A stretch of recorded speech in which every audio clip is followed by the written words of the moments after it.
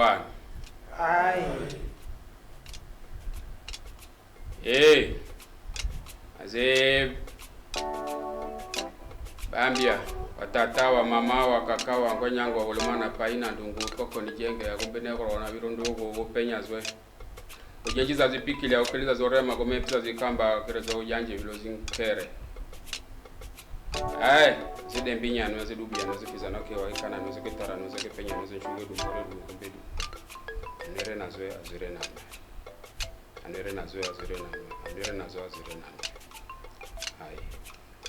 Le 30 août 2023,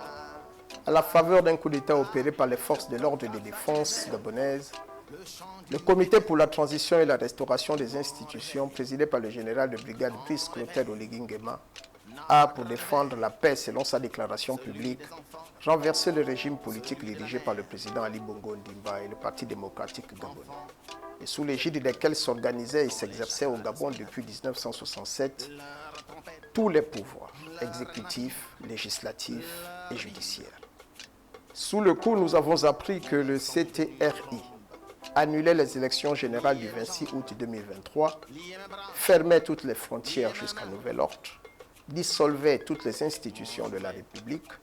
arrêtait certaines personnalités proches du pouvoir au motif de détournement massif des deniers publics, malversation financière internationale en bande organisée, faux et usage de faux, falsification de la signature du président de la République, corruption active, trafic de stupéfiants. Il mettait également en résidence surveillée le président Ali Bongo Ondimba. Toutes ces mesures semblaient à la fois sonner le glas d'un régime vécu par la majorité des Gabonais comme oppressif, aliénant et méprisant, et nourrir tous les espoirs d'un peuple affamé de liberté, d'équité, de justice et de progrès. Dès le 31 août 2023, c'est-à-dire dès le lendemain du coup d'État, des discussions très médiatisées menées par le CTRI avec ce qu'il considère comme l'ensemble des forces vives de la nation, c'est-à-dire les clergés, les chefs d'entreprise, les syndicats, la société civile, les partis politiques, les anciens ministres, les ONG, les diplomates, les bailleurs de fonds et les journalistes,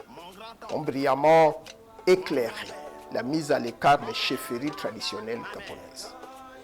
En tant qu'institution traditionnelle de gouvernance des communautés sociologiques, pourtant au fondement de la nation gabonaise. À l'évidence, le CTRI n'a vraiment pas eu le temps de prendre la mesure des ressorts traditionnels de la légitimité qu'il recherche auprès d'un peuple appelé à vivre dans l'harmonie et la cohésion. Dans le même élan, la restauration provisoire de la Cour constitutionnelle et la cérémonie de prestation de serment qui s'en est suivie, avec son balai des personnalités politiques, dont certaines publiquement huillées par des badauds apparemment désabusés, ont suffi pour éteindre l'enthousiasme général. La nomination des membres de la Cour constitutionnelle, dont certains ont cautionné toutes les fraudes électorales qui ont traumatisé et décrédibilisé notre nation depuis 2009. La publication de la charte de la transition, les nominations successives du Premier ministre et de ses membres du gouvernement, ainsi que des membres des bureaux de l'Assemblée nationale et du Sénat, n'accordant aux organisations traditionnelles gabonaises aucun intérêt dans le jeu de la transition, suffisent à tirer sur toutes les sonnettes d'alarme. Au constat de tous les analystes nationaux et étrangers,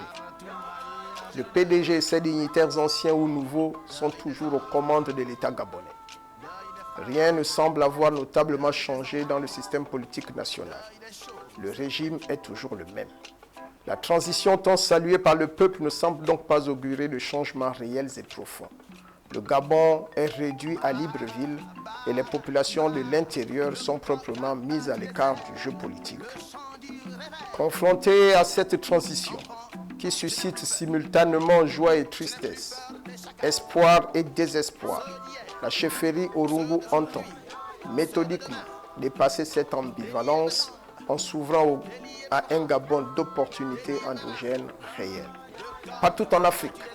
sauf au Gabon, les communautés sociologiques nationales et les chefferies traditionnelles qui les organisent se recentrent au cœur de l'État. en République démocratique du Congo, au Tchad, au Cameroun, au Congo, en République centrafricaine, les chefferies sont au cœur du système du pouvoir. La royauté, la chefferie Orungu est un modèle de régime de gouvernance des communautés sociologiques nationales qui a fait ses preuves. La chefferie Orungu entend donc pleinement jouer son rôle dans cette période de transition. C'est pourquoi, dans cette forme qui tient tout à la fois à son histoire, à cette tradition notoire, mais aussi à sa volonté de représenter légitimement et authentiquement les Orungu et tous ceux qui vivent sur leur terre, la chefferie Orungu organise, sous la convocation d'Orungu, Renchuga, Resonga,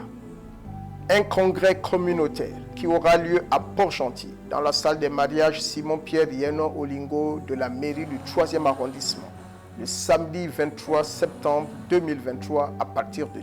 10h. Les descendants des clans notoirement reconnus dans la communauté Orungu, les dignitaires des communautés sœurs établies à Port-Gentil, Adjumba, Enenga, Ralois, Pongwe, Komi, les représentants des autres initiatiques traditionnelles à prendre part à ce congrès.